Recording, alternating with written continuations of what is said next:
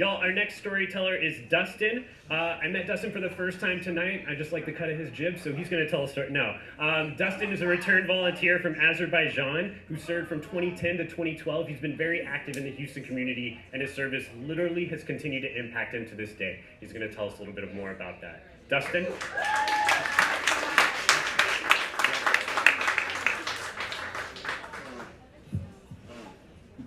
How we doing? I got a food story for you tonight.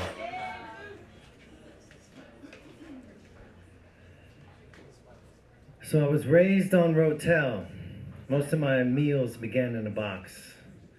It wasn't until I lived abroad in the Peace Corps that I experienced real food for the first time and began to understand how food, culture, and community are connected. Peace Corps changed me. It changed my story. This story is really about me and how the role Peace Corps played in shaping me and shaping the way I think about food. So it changed my body. It changed my mind. It changed the way I feel about food.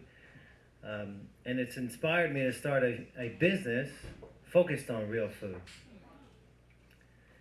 So I want to tell you about an experience I had today. I went to the grocery store, and I had to fight traffic to get over there.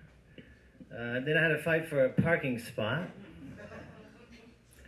And then I grabbed my metal cage and wheeled it around this fluorescent lit warehouse full of endless aisles of boxed food with brands that were built to scream at you, literally, to yell at you for your attention.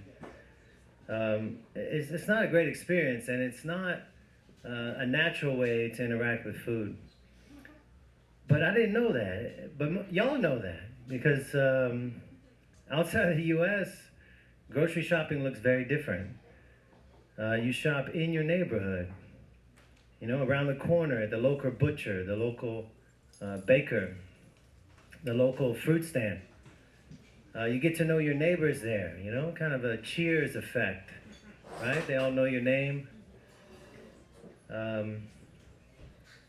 And Peace Corps can be isolating. It is isolating, but it was the way we encountered food in our community that helped us feel connected, a part of it. So we learned language with Igul, the local neighborhood fruit vendor, who would laugh at how we tried to pronounce the word cucumber. Khiyar. It's a very difficult word. We learned Azerbaijani holidays and traditions from Bugar, the local butcher. These weren't just people selling food to us. They were neighbors, they were friends.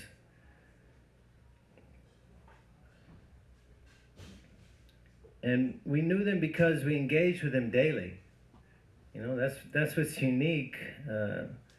And that's how food works in so many places outside of the U.S. You go, today, tomorrow, you buy what you need, small volumes, more frequently. You spend less time there. But the time that you spend in these neighborhood shops is more meaningful. Shopping in Azerbaijan was about food, but it was also about building community.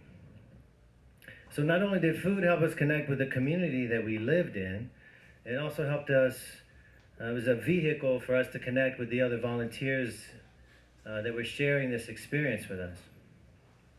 Peace Corps get-togethers are not your typical expat dinner party.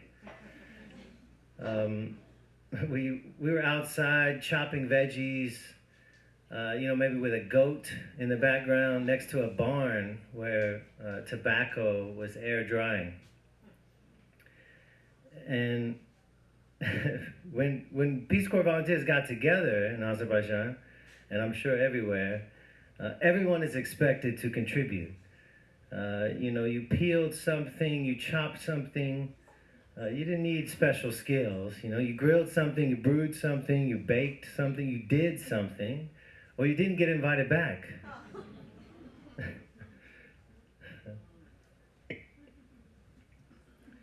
And co-oping the meals was efficient and cheap, which is necessary, but it also allowed us to get to know one another and to get to know the culture that we were living in. So I learned how to cook in the Peace Corps. I learned how to cook simple and easy meals, and I learned that cooking helps us connect, helps humans connect. So I got back to the U.S. with this knowledge, this understanding about how to cook from scratch, how to eat healthy, but it was still very difficult to do.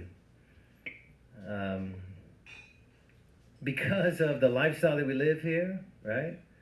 But also because of the infrastructure, the food infrastructure we have here in the U.S., these big boxes, they were built for bulk purchases.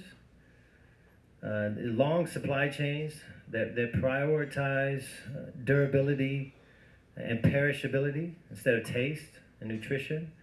So I started Grit Grocery.